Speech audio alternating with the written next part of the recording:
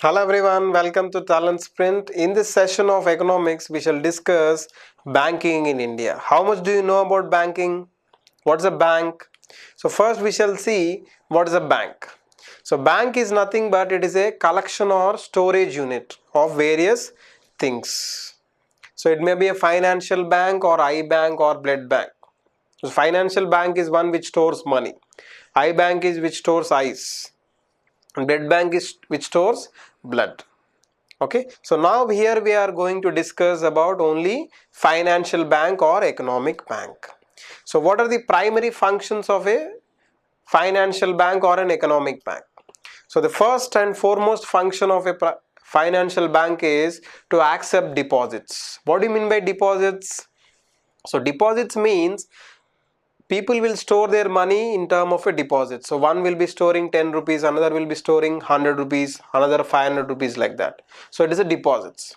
So people will store their deposits in the bank.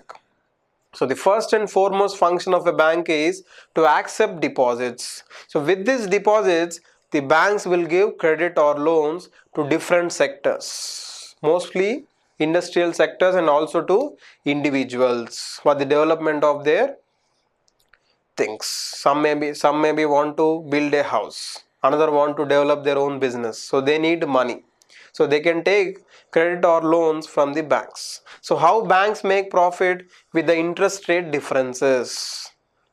Okay, so they will be giving low interest on the deposits, and they may be charging higher interest on the loans which they give to us. So with this interest rate difference, the money generated because of the interest rate differences is a profit for the banks. So like this, the banks make profit.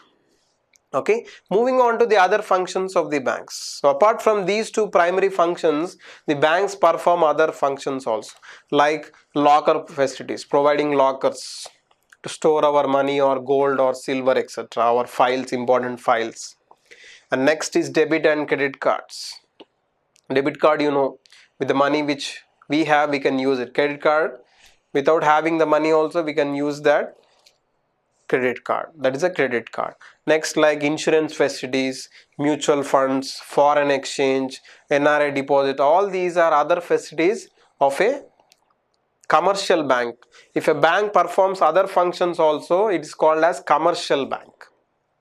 Okay, if it is performing only the primary function, it is called as normal financial bank. Moving on to the types of banks in India. So the first type of bank is scheduled banks, next is developmental banks, next is local area banks. Now recently we have small finance banks and payments banks. So moving on to the first type of banks, it is scheduled banks. Why they are called scheduled? Because they are mentioned in second schedule of RBI Act of 1934. So why it is called scheduled means it must be mentioned in the second schedule of RBI Act of 1934. So what is this RBI Act of 1934? So with this Act of 1934, RBI was established in 1935. So any bank which is mentioned in second schedule of RBI Act of 1934, it is called as scheduled bank. So there are types of scheduled banks. What are those? The first type is commercial banks. So public commercial banks and private commercial banks. Public sector banks and private sector banks. When a bank is called public sector, when government owns majority share, that is more than 50%. Currently, how many public sector banks are there in India? 21 public sector banks are there in India. Private sector means private people owning that banks. Indian private sector banks and foreign private sector banks. Why it is called foreign sector, private sector? If it has its headquarters outside India, it is called foreign private sector banks. Example of Indian private sector bank is ICICI Bank, Axis Bank, all those. Foreign private sector banks include Royal Bank of Scotland, Citibank, Standard Chartered, all those banks are foreign private sector banks. So these are public and private commercial banks. Next category is regional rural banks, RRBs, which we have seen in planning topic.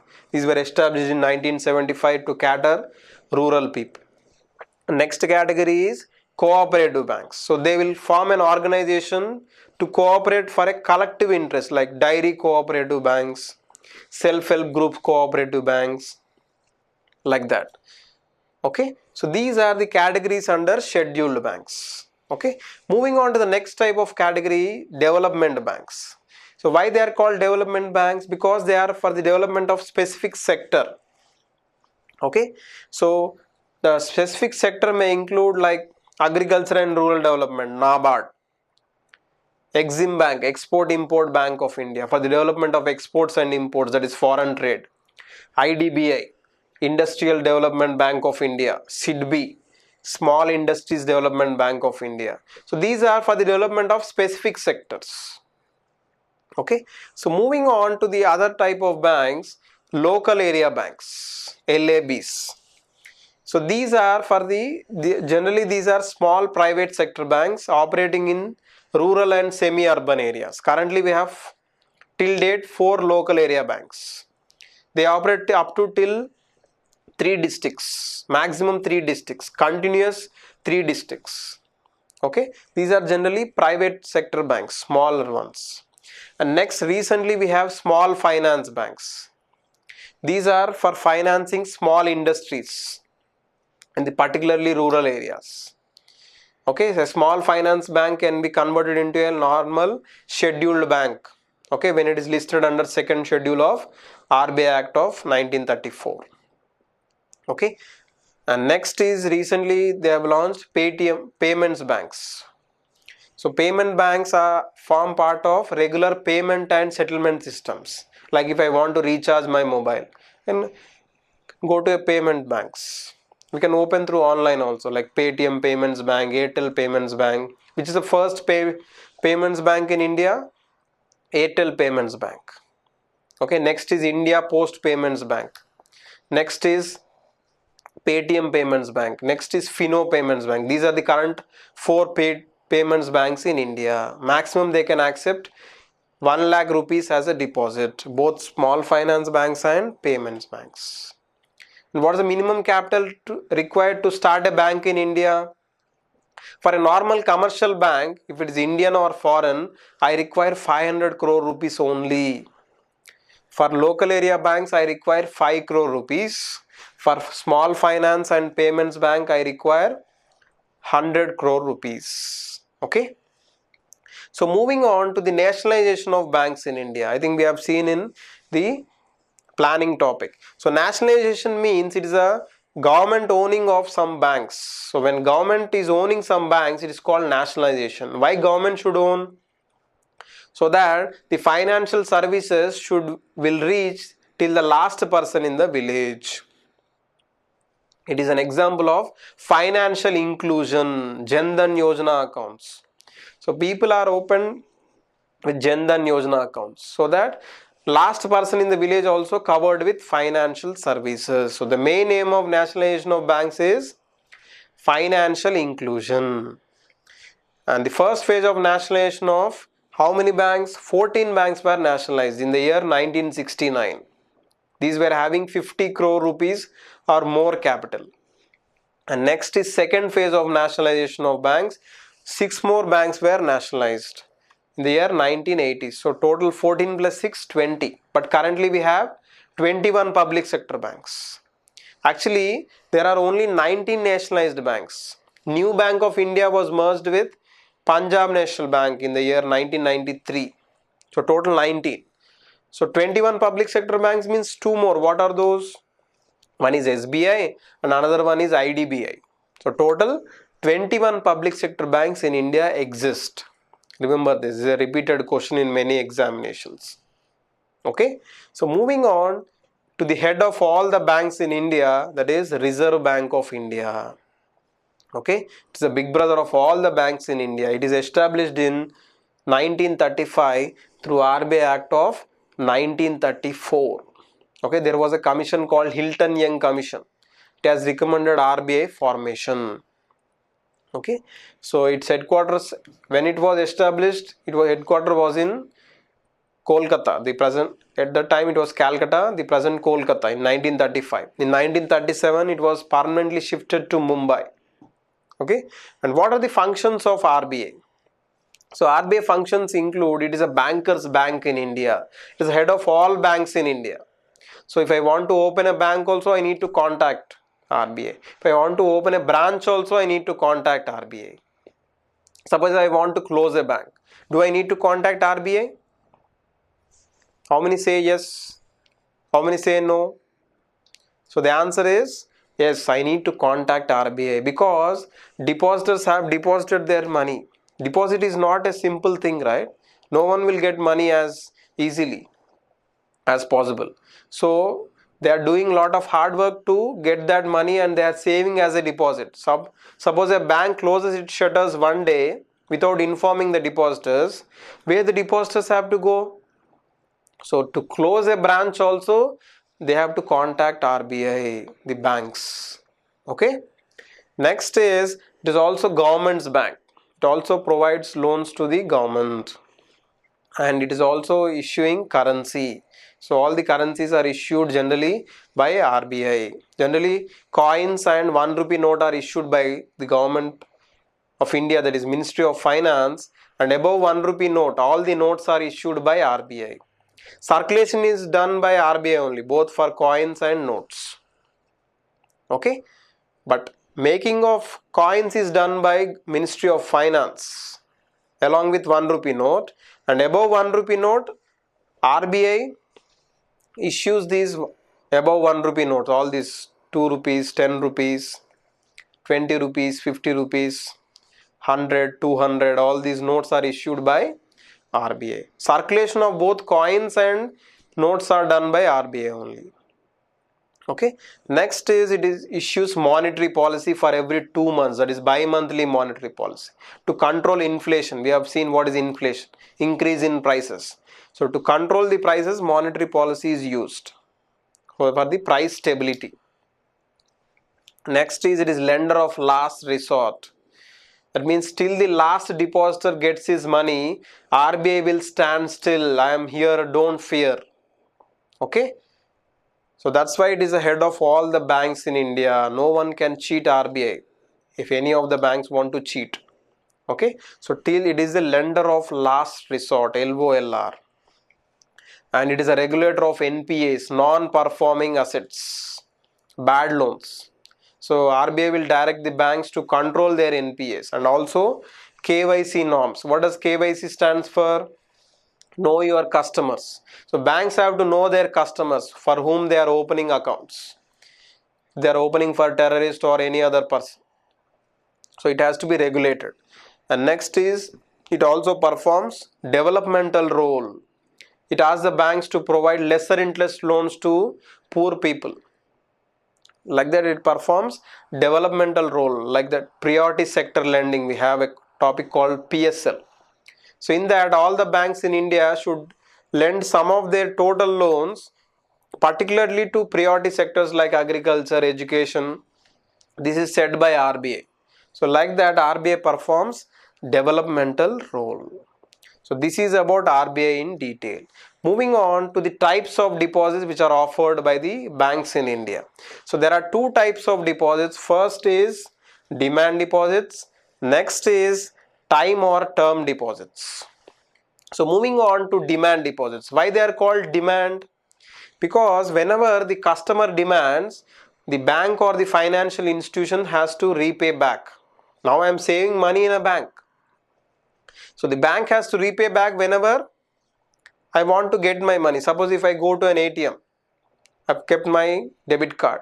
Does the bank say today I don't have money, please come tomorrow? It can say if it doesn't have money. But today Muhurtam is not good, come tomorrow. Can it say? No. It is my money. It has to give my money, right? Yes or no?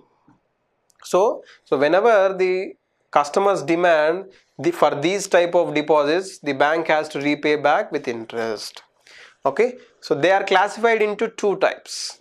So one, we have savings account deposits, and other is current account deposits. So first we shall discuss about savings account deposits. So why it is called savings account? This is general account used for general savings of the different people. So people will save their deposits in savings accounts to inculcate savings habit. Whenever they want money in future, they can take it. So interest is also provided on this, and interest is fixed through MCLR. What is MCLR? Earlier it was base rate system. Now it is MCLR system. Marginal cost of lending rates. See, every bank has different operating expenses, different non-performing assets, that is NPAs or bad loans, and different profit it wants. So based on these three conditions, it will fix that MCLR. It is a minimum lending rate below which the banks cannot lend. Clear with this? Generally, RBI fixes the limit for interest. Suppose it says all the banks in India don't give more than 6% on savings account. Within that 6%, the banks will fix their own limit for the interest. Clear with this? Next is interest is calculated on daily basis. It is not monthly basis, it is daily basis. Okay, and interest is credited to the customer of the bank every 6 months, half yearly. You can see in June and December our money will be credited, the interest amount. Okay, and debit cards, credit cards are also provided with some charges, and also checkbook and locker facilities are also provided for the savings account deposits. So this is about savings account. And next is current account. So what do you mean by current accounts? So these are opened by generally individuals or corporate companies or firms who transact regularly. That means who conduct regular transactions. They will be doing regular withdrawals and regular deposits. Savings account people will save some for some time period. So these people will be doing regular transactions, depositing and withdrawing. So for those people the banks provide current account deposits. Okay, and generally interest is not provided on 99% banks in India don't provide interest on current accounts because they transact regularly, they don't save the money in the account. And the main advantage of the current account is the overdraft facility. What do you mean by overdraft facility? Even though you don't have some amount, you can take the amount and use it for some purpose and you have to repay back with interest. Okay, this is the main advantage of the current account deposit. Generally you don't see in savings account except for Jan Dhan Yojana account. Jan Dhan Yojana account has 5,000 rupees overdraft facility, but not for remaining private bank accounts. Okay, next moving on to time or term deposits. Why they are called time or term? Because we save this money for a fixed time period. So it includes fixed deposit FD and RD. So what do you mean by fixed deposit? Some a lump sum amount, a single amount is saved for a larger time period. Suppose I want to save 1 lakh rupees for 1 year. So bank says I will give you 7%. So it is a fixed deposit. Can I add money in the middle? No. Can I take money in the middle? Yes, but with a reduced interest. Suppose it says 7% interest, I may be getting 6.5% for the amount I saved till that time. Okay, so this is a fixed deposit. Next type of deposit is recurring deposit, RD. So I can't save a single amount at a time. So I want to save the money at regular intervals like monthly. So in RD I can save amount monthly. I will save 1000 rupees every month for 12 months. Okay, like that. So I will give instruction to the bank to cut money on 5th of every month, that is 1000 rupees for 12 months. Bank will say I will give you 6%. Okay, based on that I will fix some amount.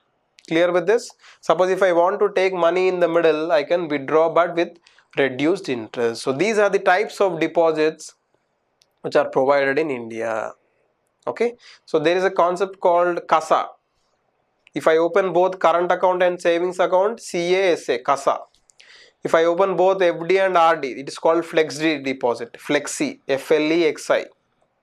It includes both fixed deposit and recurring deposits. So this is all for this session in the banking in India topic. So we shall meet in the next sessions. Thank you so much.